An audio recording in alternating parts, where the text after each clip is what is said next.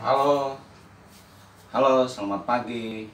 Bertemu kembali bersama Pak Supadi dalam pelajaran bahasa Indonesia.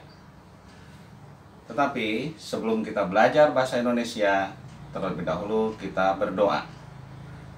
Berdoa dimulai. Selesai. Baiklah. Kalau beberapa hari yang lalu Pak Supadi menjelaskan tentang menentukan ide pokok atau gagasan utama dalam setiap paragraf.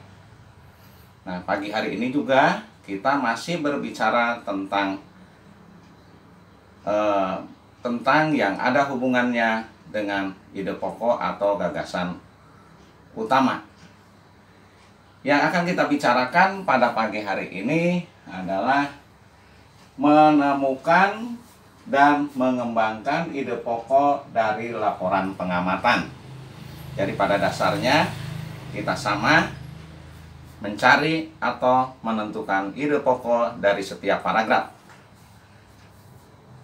Apa itu laporan?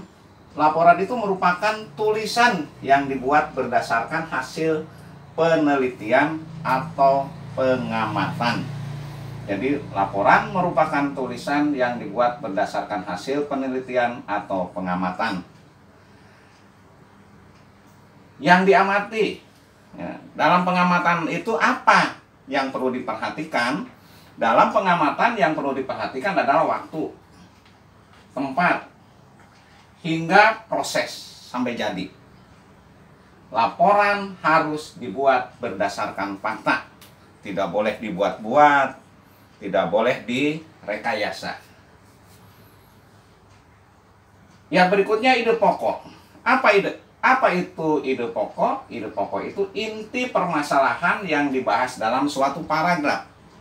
Inti permasalahan yang dibahas dalam suatu paragraf itu namanya ide pokok atau gagasan utama.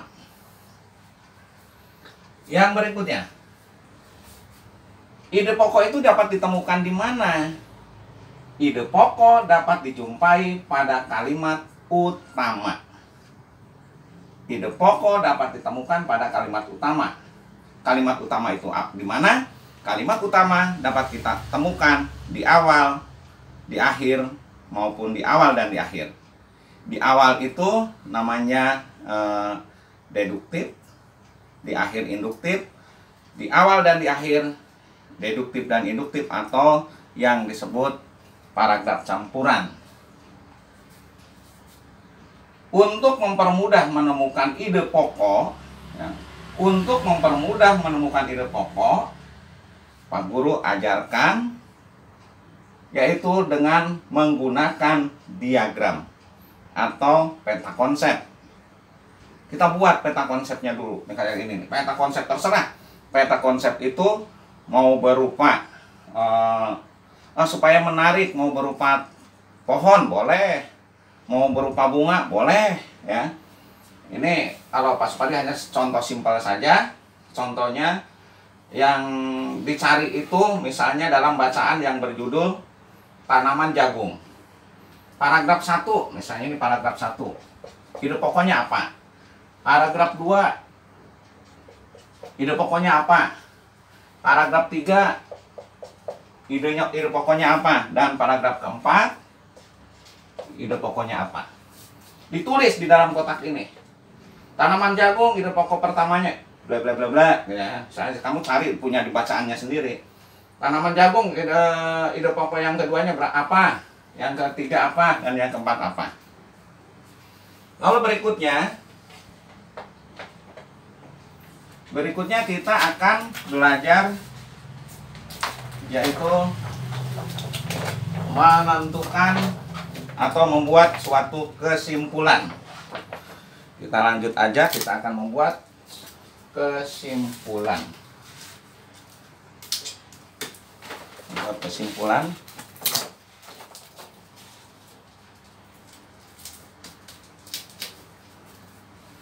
Ya, tunggu sebentar, kita akan membuat kesimpulan. Bagaimana cara menentukan kesimpulan?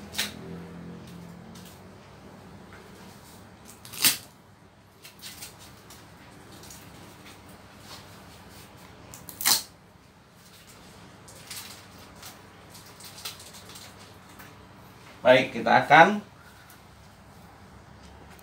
melanjutkan menentukan kesimpulan laporan. Menentukan kesimpulan laporan. Yang pertama, kesimpulan dapat disampaikan setelah kita membaca atau mendengarkan sesuatu teks. Yang kedua, kesimpulan suatu teks umumnya berupa pendapat atau tanggapan. Tapi tanggapan yang sesuai dengan informasi teks. Yang ketiga, kesimpulan dapat dibuat dengan mengambil intisari atau informasi penting dari suatu teks. Sini ada beberapa hal yang perlu diperhatikan dalam membuat kesimpulan. Yang pertama, kita menentukan ide pokok dulu. Yang kedua, mencatat kata kunci. Kata kunci yang ada di dalam paragraf itu apa? Lalu yang ketiga, membuat pernyataan yang sesuai dengan teks. Pernyataan, bukan pertanyaan. Ya, membuat pernyataan.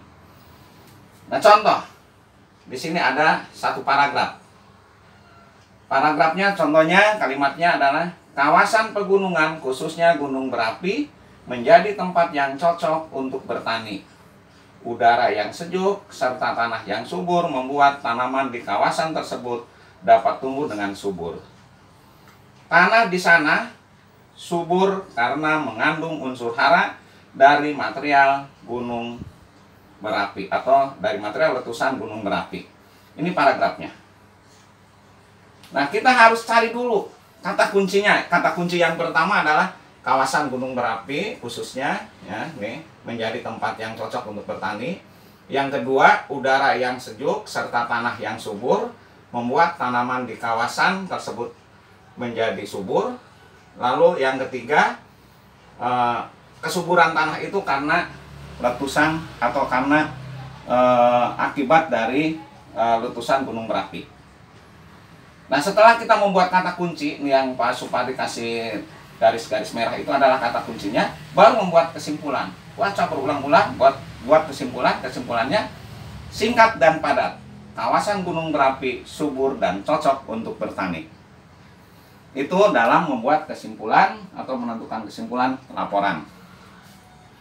Untuk video pagi ini cukup sekian. Kalian putar berulang-ulang dari awal sampai akhir, sampai mengerti, dan buat rangkuman kembali. Pak Guru kasih waktu 20 menit. Selamat belajar.